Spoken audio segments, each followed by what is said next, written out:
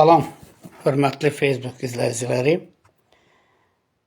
Sizinlə Promoy efirdə çoxdan görmədiyiniz, eşitmədiyiniz Mirkazım Seyidovdur.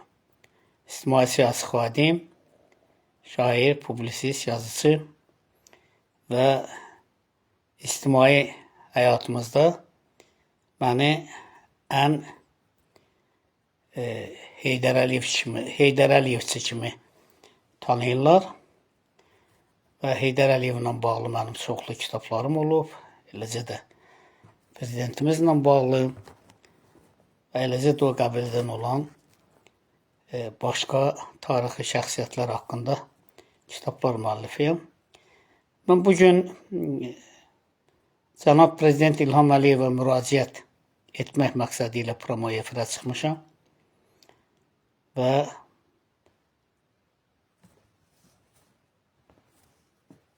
məcburam bunu etməyə, çünki dekabrın 12-sində yaxşı yadımdadır, elə Ulu Öndərimizin anım günündə, yarısını dəyişdiyi gündə mən Cənab İlham Əliyevə və Mehriban xanım Əliyevə açıq məktub ünvanlamışam.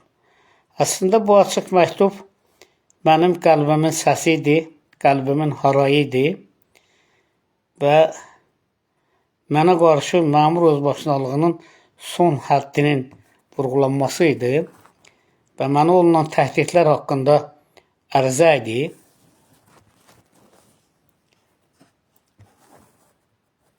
Və çox təəssüf edirəm ki, bugün ayın artıq yanvar ayı başa çatmaq üzrədir. Hələ vaxtından da xeyli keçib. Hələ ki bir cavab yoxdur.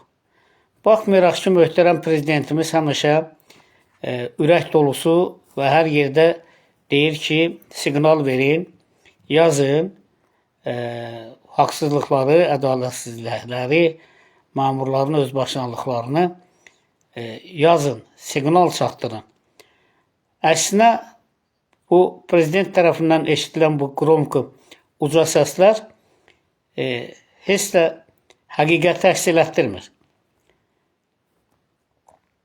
Mənim məktubuma artıq yanvarın 12-si axırı başa çatır, mənim məktubuma cavab yoxdur. Nə Mehriban xanım Əliyevadan, nə də İlham Əliyevdən cənablarından. Axı, əslində bu məktub mənim harayımıdır. Mənim bir səfalət içində yaşamağım haqqında açıq məktubudur. Və mən orada səbəblər göstərmişəm. Dövlətdə və dövlət quruculuğunda birbaşa İlham Əliyevin hakimiyyətə gəlməyində 2003-cü ildə müstəsna və təmənnasız xidməti olan bir ictimai siyasi xadim kimi müraciət etmişəm. Mənim Heydər Əliyevin qurduğu hüquqi dövlətin tam şəkildə mövcud olmasında müstəsna xidmətlərim olub. Mən boş yerə söz demirəm və dediklərimi də konkret olaraq faktlarla, video faktlarla, qazet materialları faktları ilə, kitablarla və başqa digər vasitələrlə hamısı sübut olunmuş və təmənnasız xidmətimi nümayiş etdirən bütün hamısı deməli dəstəverlə belə lap dəqiq informasiyalardır. Mən məktubda qeyd etmişəm ki, cənab prezident, mən Heydər Əliyevçi olduğum üçün həmişə məmurlar tərəfindən güclü təzyiqlərə məruz qalmışam.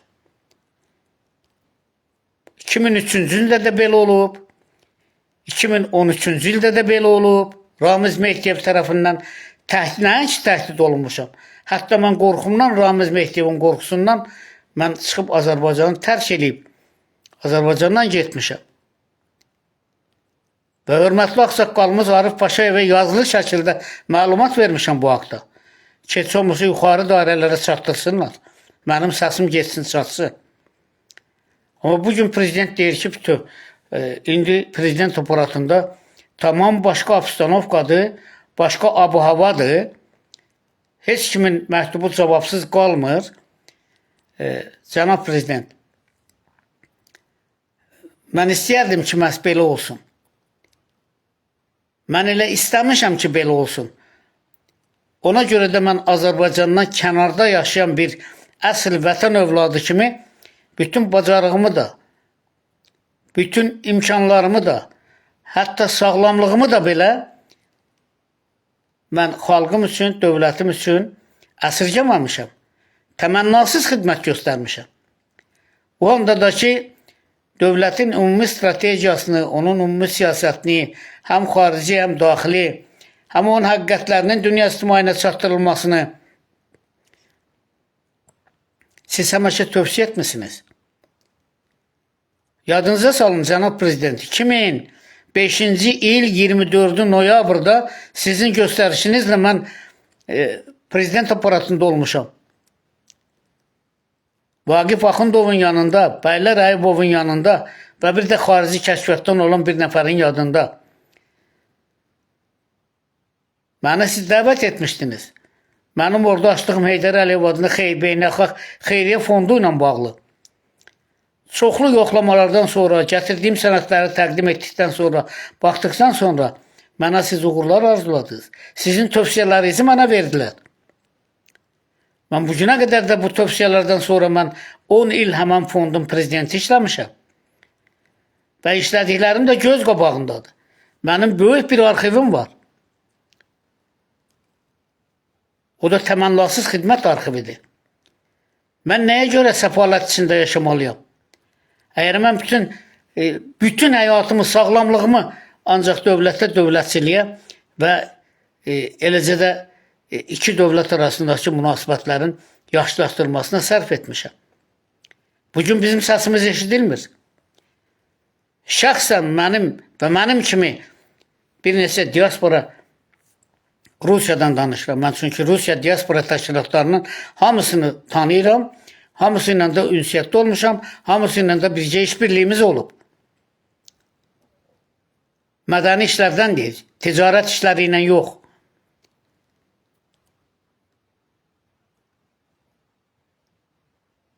Təmənnasız xidmətdən. Bizim əlbəttə ki, fəaliyyətimiz heç də cəbhədə vuruluşan düzdür. Şəhidlərimizin ruhu qarşısında baş əyirəm. Hamılıqca baş əyməliyik. Bu bizim borcumuzdur. Şəhidlər bizim aynamızdır, güzgümüzdür, mərdliyimizdir, nümunəmizdir. Amma təəssüflər olsun ki, bugün şəhid ailələrinə də hörmət qoyulmur sizin məmurlar tərəfindən.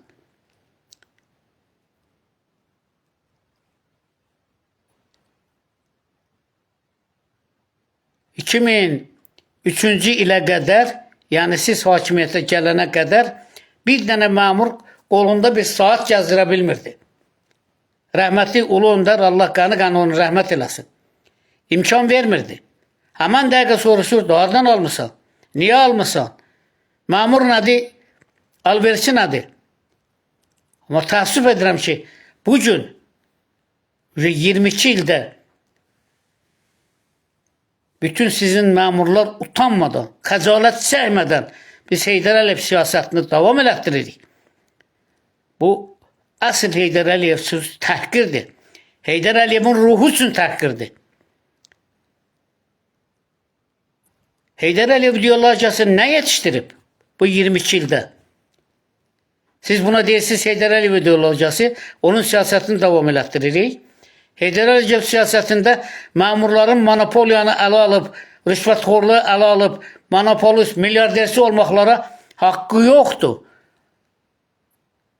Qeyri-qanuni yollarla, cinayət yolları ilə. Budurmu Heydər Əliyev siyasəti? Yox, bu deyil. Heydər Əliyev o tarixi şəxsiyyətlərdəndir ki, 500 ildə bir dəfə Azərbaycana gələ, yaxud da gəlməyə. Bəlkə də heç gələ bilməyəcək. Onun bütün o xidmətlərinin kökündə dayanan vətənə, xalqa təmənnasız xidmətidir Heydər Əliyevin. Bəli. Mən o təmənnasız xidməti Heydər Əliyev nümunəsindən götürmüşəm. Heydər Əliyev nümunəsindən götürmüşəm və bütün o saznat elini, özümü başa düşən illərimi ancaq vətənə, xalqa, dövlətə, dövlətçiliyə təmənnasız xidmətə sərf etmişəm. 1 manatla yox, 2 manatla yox, milyonlarla pullarımı xərcləmişəm.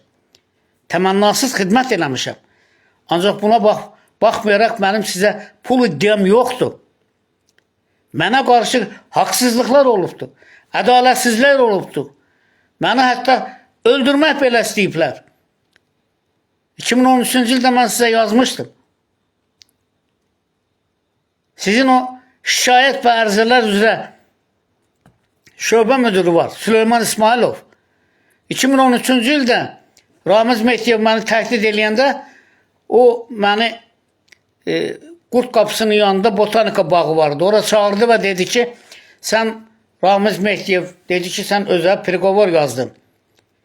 Nə qədər mənim nəfəsim prezident aparatında gəlir, sənin heç bir məktubun nə prezidentə çatacaq, nə bir göndərdiyin kitablar, nə məktublar, heç birindən prezidentin xəbəri olmayacaq. Mən buna imkan verməyəcəm. Bugün Süleyman İsmailovun sözü güclədir.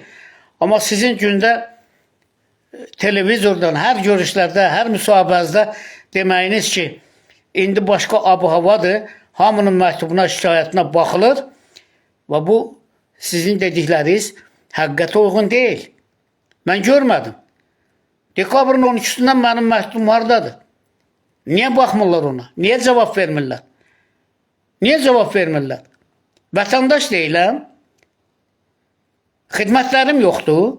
Xidmətlərim yoxdur. Nəyə görə mənə vətənə xidmətə görə ordeni ilə təltif edirdiniz? Nəyə görə tərəqqi medalı ilə məni təltif edirdiniz?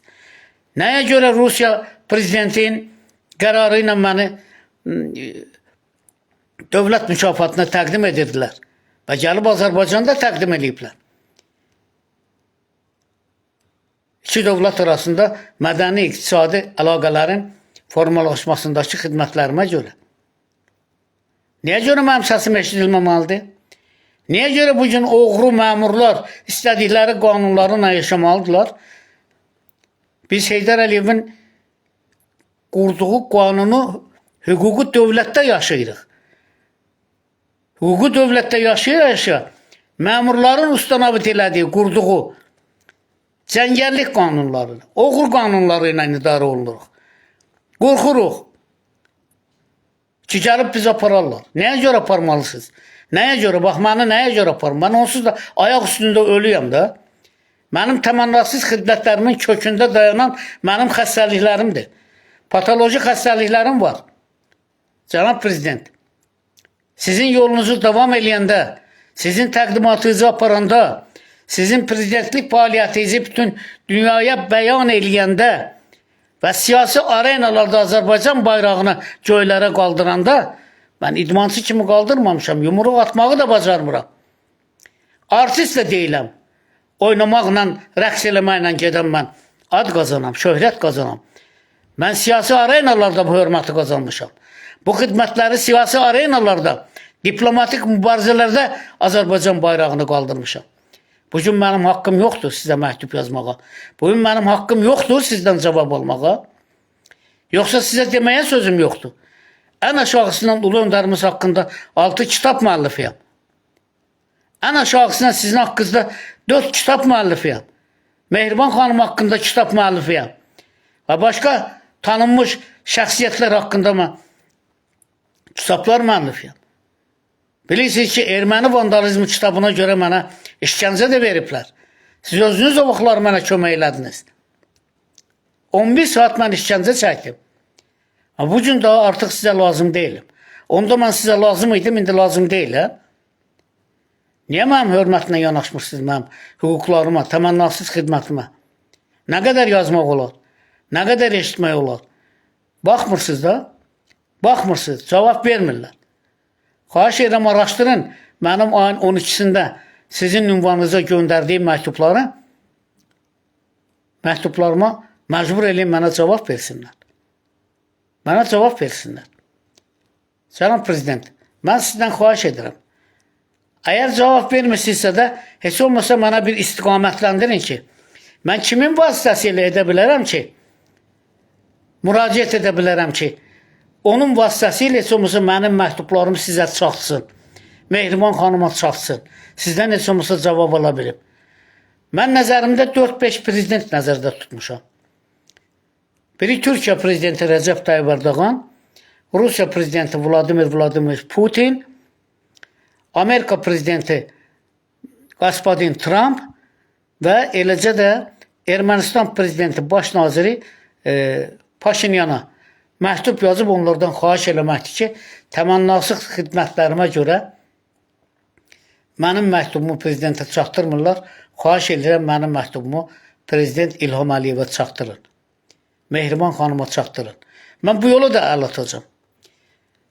Və mənim məktubuma cavab verilməsə, mən həmin sizə yazdığım məktubu bütün, necə deyərlər, nəinki Facebook səhifələrimdə, hətta bütün o, necə deyərlər, kütləvi informasiya vasitələrinin bütün istiqamətlərində o məktubu dərc elətdirəcəm və ondan da dəhşətli məktubu mən artıq sizə yox, Recep Tayyip Erdoğan'a yazacağım, Vladimir Putin'e yazacağım, Paşinyana, Ermənistan baş naziri Paşinyana yazacağım və Trump'a yazacağım. Nəyə görə mən? Heydər Əliyevçiyəm deyəm mən qalmalıyam, səfalət içində yaşamalıyam. Mənim bugün sizə etdiyim xidmətlərin müqabilində qazandığım 3 dənə açıq ürək əməliyyatı, ürəyimdə kardiostimulyator, 6 dənə stent, 2 dəfə geniş infarkt, KGB'nin podvalında işgəncədən sonra 2 böyrəyim yoxdur, dializ xəstəsiyəm. Və 21 ildə şəkərəm, insulinlə. Mən onsuz da ayaq üstə diri ölüyəm də. Mənlə mübarizə aparmaq lazım deyil ki. Və nəyə görə məndən? Nəyə görə? Mən həmişə dövlətin siyasətini üstün tutmuşam. Heydər Əliyev siyasətini üstün tutmuşam. Və bu gün də öz mövqeyimdə dayanıram ki, Heydər Əliyev kimi siyasətçi yer üzündə yoxdur və bir 500 il Azərbaycana gələ ya gəlməyə. Bu tarixi faktdır. Bunu bilənlər bilir, məni qınayanlar da olar, bəlkə də məni soyanlar olar bu sözümə görə. Necə ki, vaxtı ilə 2003-cü ildə də sizə görə 5 yerdə döyülmüşəm Azərbaycanda. 2013-cü ildə də təhdid olunmuşam Ramiz Mehdiyev tərəfindən, Süleyman İsmailov tərəfindən və məcbur qalıb Azərbaycanı tərk eləmişəm. Və bu haqda hörmətli ağsaqqalımız Arif Paşayevə yazılı şəkildə məlumat vermişəm ki, sizə Mehriban xanımı çatdırsın, məlumatlandırsın. Və Ramiz Mehdiyev ancaq hakimiyyətdən getdikdən sonra Azərbaycana qayıtmışam. Orada ermənilər mənə pastalarını basqın eləyiblər. Erməni vandalizmi kitabına görə və bir sıra başqa mənim tarixi kitablarıma görə. Burada da Ramiz Mehdiyev. Mənim əqidəmə görə. Bu münaqişə hardan başlamışdı? 100 dəfə demişəm. Qoy 101-ci dəfə də deyim, cənab prezident. 2013-cü ildə Ramiz Mehdiyevin dəvəti ilə mən Əli Həsənovun otağında 3 saat yarım danışıqlar aparmışam. Və onların təxribat xarakterli təkliflərini qəbul etmədiyimə görə Ramiz Mehdiyev mənə müharibə elan edib. Elan olunmamış müharibə elan edib. Və məni təhdid etməyə başlayıb. Bu haqda yazmışam da, demişəm də, televiziyada da çıxış eləmişəm. Arif Paşayeva ağsaqqalımız, hörmətli ağsaqqalımıza yazılı məlumat da vermişəm. Eşidən yoxdur. Mən deməli Heydər Əliyevçi olduğuma görə ölməliyəm. Səfalət içində yaşamalıyam. Mənim haqqım olmamalıdır. Bəs mənim təmənnasız xidmətlərim. Mənim addımlarım çoxdur. Mənim haqqım çoxdur bu dövlətin quruluşunda. Diplomatik, məhz diplomatik bölgədə. Mən nə idmançı olmuşam Azərbaycan bayrağını siyasi futbol arenalarında yaxud da ki idman arenalarında qaldırmamışam. Nə də müğənni olub konsert salonlarında mən konsert verməmişəm. Mən siyasi ictimai tədbirlər, diplomatik tədbirlər olan zallarda dövlət adamlarını, başqa dövlətlərini məcbur eləmişim ki, mənim himnimi eşitsinlər, mənim bütün həqiqətlərimi bütün dünyaya bəyan eləsinlər və eyni zamanda da bütün Azərbaycanı haqq dövlət kimi tanısınlar. Və bu siyasətində kökündə Ulu Öndər Heydər Əliyevin uzaq görən siyasəti dayanıb. Amma sizin məmurlar bugün Heydər Əliyevə hörmətsizlik eləyirlər. Mən bunun məsuliyyətindən də qorxmuram. Laf günü sabah əmr ver, məni tutsunlar da böldürsünlər. Məni öldürmək lazımdır, mən onsuz da diri ölüyəm. Mən saydım nə qədər mənim xəstəliklərim var. Mənim əsəblərim də olmur. Bu yaxınlarda ayağımı da kəsəcəklər. Həkimlərin proqnozuna görə. Artıq 2 barmağım qanqreniyaya gedib. Mənim qorxacaq yerim yoxdur. Çünki mən Heydər Əliyevçiyəm. Heç vaxt həqiqəti deməkdən qorxmayacam. Heç vaxt tamamlansız xidmətdən qorxmamışam. Bugün də qorxmuram. Şəxsən sizdən də qorxmuram. Çünki mən Heydər Əliyevçiyəm. Mən əsl Heydər Əliyevçiyəm. Əsl Heydər Əliyevçiyəm. Mən o Vasif Talıbov kimi, Ramiz Mehdiyev kimi donqili Əliyevçilərdən deyiləm. Burada onunla beraber işləyib, sonra da onun ayağını qazmaq. Mənim haqqım var. Ən aşağısından 2003-cü ildə sizə görə mən 5 dənə bölgədə döyülmüşəm. 2013-cü ildə mən təqib olub Azərbaycanı tərk etmək məcburiyyətində qalmışam. Sizə görə. Mənə xəbərdarlıq edirdilər. Heydər Əliyev haqqında bu qədər yazma. Paşayevlərin xoşuna gəlmir. Bu sözlər mənə deyilib, bu tapşırıqlar mənə verilib. Amma mən əqidəmdən dönməmişəm. Mən bugün də Heydər Əliyevçiyəm, sabah da Heydər Əliyevçi olacam. Qalan ömrümü nə qədər var Heydər Əliyevçi olacam. Bəli, Heydər Əliyev kimi şəxsiyyət yoxdur. Siyasətçi yoxdur.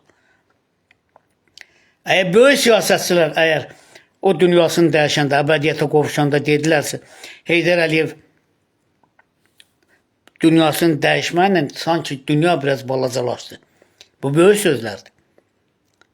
Yəni Heydər Əliyev bütün cahana sığmayan bir siyasi lider idi. Onun adı ilə Azərbaycanı tanıyırdılar. Amma sizin məmurlar nədir? Hər an Heydər Əliyevi söydürürlər. Hamısı oğurluqla məşğuldur. Hamısı heyvan saxlamaqla məşğuldur. Eşək saxlayanı da var, qoyun saxlayanı da var, inək saxlayanı da var, keçi saxlayanı da var. Məmur ara, keçi saxlamaq ara. Məmur ara, eşək saxlamaq ara.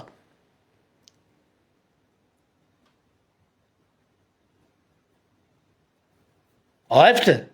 Heydər Əliyevin adına, ruhuna ləkədir bu. Sizin məmurların bu hərəkətləri. Amma siz deyirsiniz, hamısını cəzalandırırsınız. Hanı cəzalandırırlar? Niyə bir dənəsini əmlaklarını dövlətə keçirmirlər? Ancaq bir əldən başqa əllərə verilir. Niyə bugün o məmurlar yenə də bütün hamısı milyarderçi olaraq, necə olublar onlar milyarderçi? Bəlkə Heydər Əliyev sərvətlərini bu məmurlar arasında bölüşdürüb bizim xəbərimiz yoxdur. Bəs edin. Heç olmasa bu məmurlara göstəriş verin ki, utanıb yerə gitsin, ölsünlər deyəndə ki, Heydər Əliyev siyasətini davam edirik. Heydər Əliyev siyasətində uğurluq yoxdur. Heydər Əliyev siyasətində quldurluq yoxdur. Heydər Əliyev siyasətində qanunu dövlət var. Qanunların işləməsi var. Heç olmasa hamısı qanundan qorxurdu. Heydər Əliyevin qəzəbindən qorxurdu. Amma sizdən qorxan yoxdur. Məmurların böyük əksəriyyəti sizi vecinə də almır. Nəinki sizin qərarlarınızı. Mən bunun səmimiyyətindən də mən səmimiyyətlə deyirəm. Mən heç vaxt necə deyirlər, xalqıma düşman ola bilərəm, nə də sizə düşman ola bilərəm. Mən çünki mənim əqidəm ancaq bir dənə dövlətə, dövlətçiliyə xidmət etmək olubdur. Təmənnasız xidmət. Mənim təmənnasız xidmət. Haqqım var bugün sizlə danışmağa. Haqqım var. Gəlin haqqımı qoyum ortaya, sübut eləyim. Onsuz da sübut eləyəcəm. Mən yazılarımı başlayacağım. Düz 90-cı ildən bu ilə qədər hər ay bu ay hansı illəri nə ilə məşğul olmuşam. Sübut haline, dokument haline, qazetlərlə, faktlarla, video materiallarla. Mənim qorxacaq yerim yoxdur. Mən təmənnasız xidmət eden bir ictimai siyasi xadim olmuşam. Ama bugün mənim səsim eşidilmir. Bugün mən yazmışam orada, mənim harayımdır. Yazmışam ki, cənab prezident, mənə bax, bu 5 dənə sual yazmışam. Mənə kömək eləyin. Niyə kömək eləmək istəmirsiniz? Niyə mən eşidilməməliyəm sizin tərəfinizdən?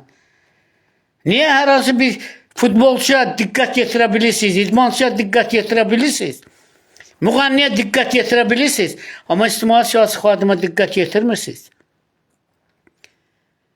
Yəni biz bu qədər fəaliyyətsiz olmuşuq, amma mən tək də deyiləm. Mənim kimi təmənnasız xidmət edən bir sıra diaspora təşkilatları var ki, bugün heç siz onların adını belə tanımırsınız. Tomskida rəhbər müəllim var, Krasnoyarskda Mahmudov var. Ondan sonra Novosibirskdə bir neçə diaspora təşkilatları var. Perimdə var, Moskvanın özündə var. Çeçenistanda bizim Alaskar adlı diaspora nümayəndələrimiz var. Onlar bugün Heydər Əliyevin əskərləridir. Sizin əskərləriniz olublar. Mən də sizin əskəriniz olmuşam. Amma çox heyf. Yadınızdadırsa mən o məktubu sizə göndərə bilərəm. 2013-cü ildə sizin hakimiyyətə gəlməyinizə mane olan qüvvələr çox idi. Hədsiz dərəcədə çox idi. Mən hətta bildiklərim çox şeyləri mən efirdə açıqlamıram və demirəm. Vaxtı gələrsə onları da deyəcəm.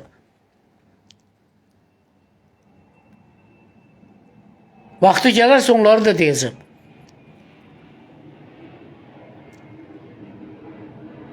Mən orada bütün işimi, gücümü attım. Bütün bir qrup adamlarla, 15 nəfər heyətlə mən gəldim burada Azərbaycanın 38 bölgəsində İnamla, İlhamla Sabaha Doğru kitabının təqdimat mərasimi adı altında sizin təbliğatınızı aparmışam.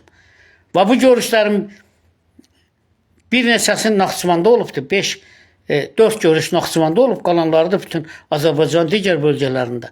Və 5 bölgədə də mən döyülmüşəm. Həman o kitaba görə, onun təbliğatına görə, sizin təbliğatınıza görə təhqir olunmuşam. Mən biznesimi də itirdim. Ramiz Mehdiyev mən bütün oradan Novosibirskdən mən yatırım elədiyim Azərbaycana pulları batırdı. Siz də həmişə susursunuz. Mən kimə müdafiə edirəm? Mən kimə arxalanmalıyam? Dövlətimin əlinə, dövlətimin gücünə, prezidentimin gücünə, sizin yumruğunuza. Niyə sizin yumruğunuz məni müdafiə eləmədi? Ramiz Mehdiyev məni Azərbaycandan didərgin salanda 2015-ci ildə da dözə bilmədim. Dözə bilmədim. Məcbur qaldım Azərbaycanı tərk elədim. Cənab prezident, mən sizdən xahiş edirəm. Mehriban xanım, xahiş edirəm. Mənim araşdırın. Mənə çünki poçtla göndərmişəm. Mənə də uvadimleniyə gəlib ki, məlumat gəlib ki, məktub sizə təqdim olunubdur. Həm Mehriban xanıma təqdim olunubdur, həm də cənab prezidentə təqdim olunubdur. Mənə poçtdan belə bir kağız var. Mən də onu, əgər məktubuma layiqli şəkildə cavab almasam, onların hamısını mətbuatda dərc eləyəcəm. Dərc eləyəcəm və növbəti məktubumla bir yerdə dediyim kimi 4 prezidenti nəzərdə tuturam. Əgər özünüz mənə bir məsləhət versəydiniz, daha yaxşı olardı. Bu 4 prezidentdən kimə daha doğrusu məktub yazım ki, mənim məktubum sizə çatsın ki, siz mənə o məktuba cavab verə biləsiniz. Çünki mənim təmənnasız xidmətlərim görünür hələ o qədər də yüksək sizin tərəfinizdən qiymətləndirilmir ki, mənim məktubuma cavab verəsiniz. Hələ nəyin ki, orada mən nəsə xahiş eləmişəm. Ədalət yoxdur. Cənab prezident, Heydər Əliyevin o qurduğu hüquqi dövlətdə olan ədalət, haqq, ədalət, insanlıq, ziyalıya hörmət yoxdur. Sizin qurduğunuz 22 ildir hakimiyyətdə olduğunuz dövlət isə hamısı çevrilib alverçilərə, hamısı çevrilib rüşvətxorluğa, hamısı üzüm monopoliyanı ələ alıblar. Sadə cəmaata daha bir alma kiosku da qoyub sata bilməzlər. Semişqa belə sata bilməzlər. Kiməsə haqq verməlidirlər. Hansı polisə haqq verməlidirlər. Bunlar həqiqətdir də. Həqiqəti deyən adamı niyə tutub basırsınız türməyə? Qorxudursunuz. Niyə? Ha biz siz xeyrici deyirik də. Mən şəxsən Heydər Əliyev kimi götürmürəm. Məmurların bu alçaq hərəkətləri ilə Heydər Əliyevi siz hörmətdən salırsınız. Mən elə belə yazmamışdım. Bundan qabaq Facebook səhifəmdə Heydər Əliyev ideologiyası artıq çat verməyə başlayıb. Onun da səbəbi sizin məmurlardır. Onun da səbəbi sizin məmurlardır. Niyə imkan yaradırsınız ki, onlar monopolistlər hamısı? Milyarderçidirlər. Cəhənnəm olsunlar, heç olmasa o quradıqlarını burada qurardılar.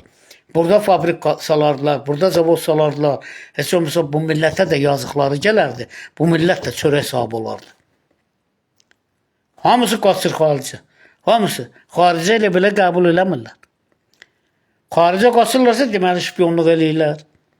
Xaricə qaçırlarsa deməli bütün sərmayəni rüşvətin o formasında tapıblar. Xarici dövlətlərə rüşvət verirlər. Bəlkə də mən bu çıxışımdan sonra qərar verəcəksiniz, məni basacaqsınız türməyə.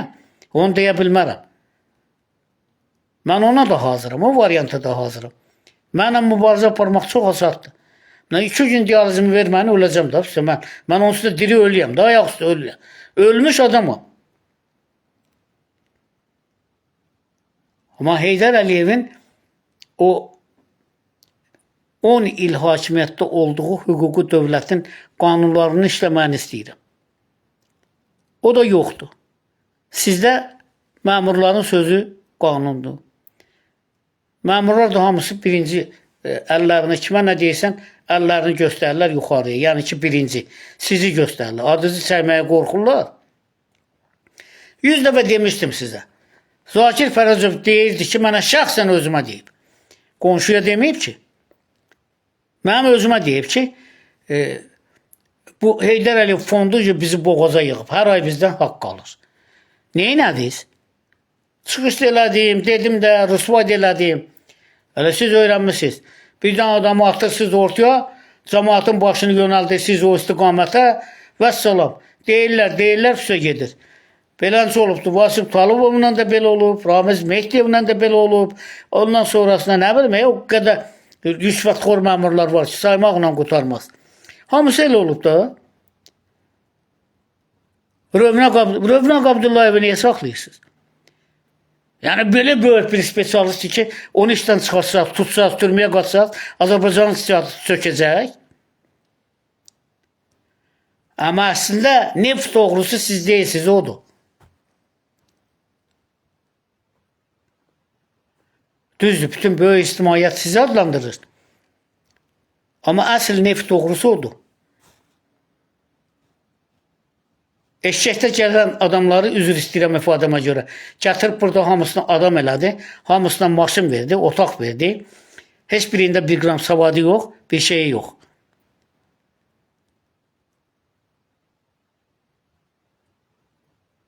Mənim kimi tərs çökən adamları da siz yaxına buraxmırsınız. Mən həqiqətən deyirəm.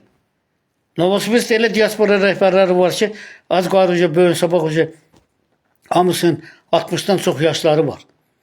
Novokuznetskdə var Fikrət müəllim, Ələkbər müəllim Tomskda. Çoxdur. Hədsiz dərəcədə çoxdur. Talih Mahmudov var Krasnoyarskda.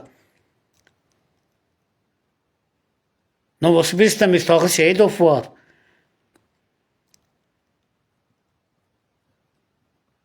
İlqar Cəfərov var. Hansı ki, bunlar təmənnasız vətənin əskərləri olublar. Başqa millətin içində yaşasaq da. Mənliyimizi qoruyub saxlamışıq. Dilimizi qoruyub saxlamışıq. Həqiqətlərimizi yaymağa nail olmuşuq. Hətta bəzən döyülmüşük də. Xocalı ilə bağlı tədbirlər keçirdəndə bilirsiniz nə qədər başımıza oyunlar açıblar. Elə biri mənim özüm Erməni vandalizmi kitabını orada 3000 nüsxə ilə çap elədim və nəticə nə oldu?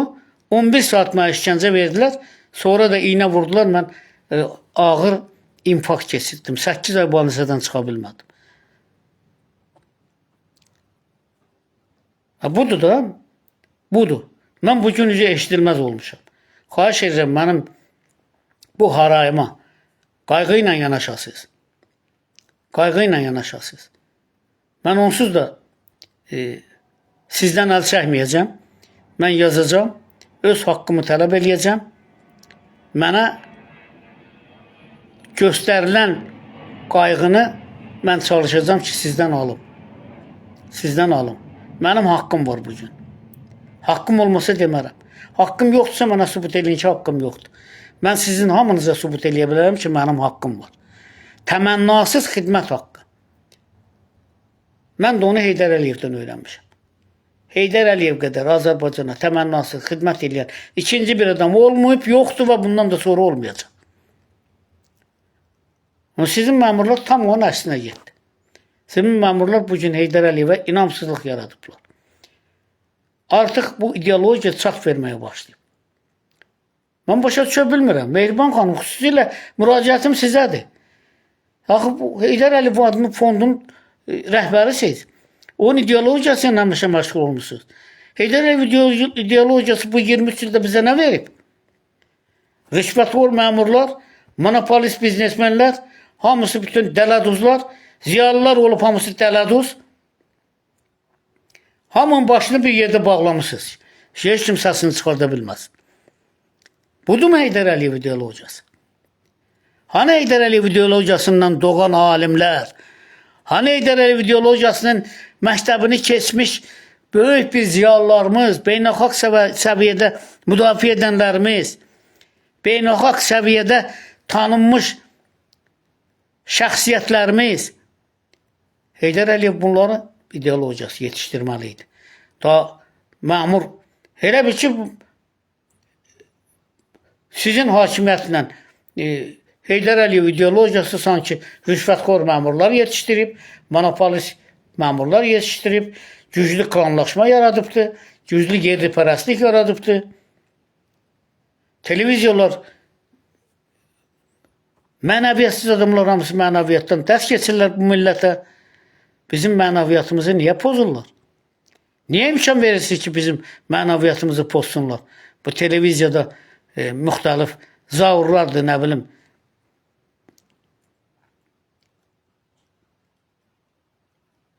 Özünüz kənardan bir baxın da. Özünüz kənardan baxın. Mən çox səbirsizliklə sizdən cavab gözləyirəm, cənab prezident. Göstəriş verin, mənim məktubumu tapsınlar. 12 dekabr 2025-ci ildə mən qeydiyyatdan keçirmişəm və mənim də əlimdə poçtdan kağız gəlib ki, məktub sizə çatıbdır. Mehriban xanıma da çatıb. Xahiş edirəm, mən məktubumun yerini tapın, görüm haradadır. Mən indiyə qədər axtarmamışam. Yüzlərlə, minlərlə məktub yazmışam bu neçə il, 15-20 il ərzində. Heç birinə cavab almamışam. Amma mən bu məktubumu şəxsən cavab almayana qədər sizdən əl çəkəsi deyiləm.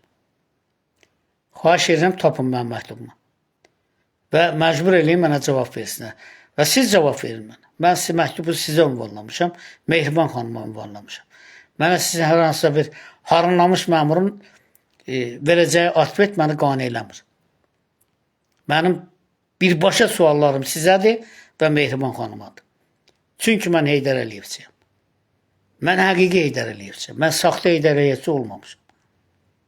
Və bununla da həmişə qürur duymuşam. Çox sağ olun. Çox sağ olun. Və sonda Facebook izləyicilərdən üzümü tuturam.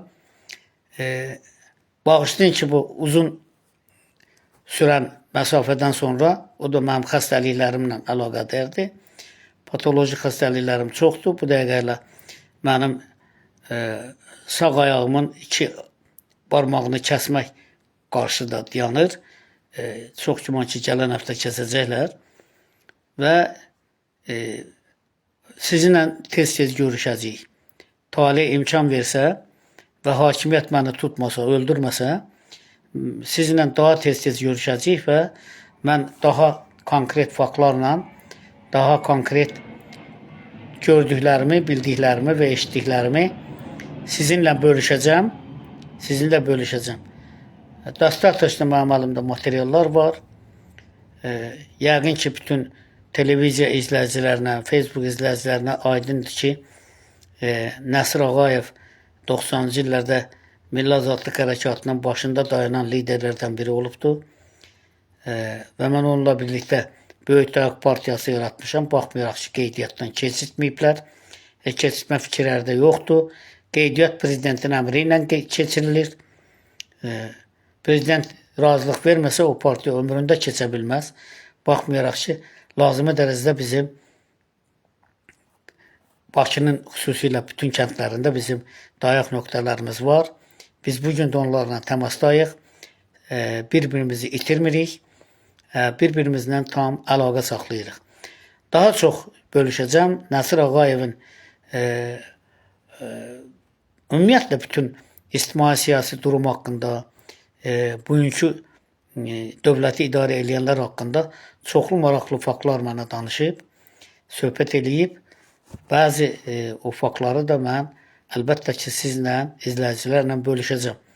Bunlar çox maraqlıdır. Mən inanıram ki, bütün qulaq asanların hamısına maraqlanacaqlar və məni saat izləyəcəklər. Əgər hakimiyyət imkan versə ki, mən sərbəst danışa bilim. Amma imkan da verməsə, bacardığım qədər harda olsam belə, qəbirdə də olsam qəbirdən yazacağam. Türmədə olsam türmədən yazacağam. Mən haqqımı tələb edirəm. Mənim təmənnasız xidmət haqqım var bugünkü quruluşda, bugünkü dövlət quruluşunda. Mən haqqımı istəyirəm, cənab prezident. Mən sizdən artıq şey istəmirəm. Çox sağ olun. Gələn görüşlərə qədər mən də sizdən cavab gözləyirəm.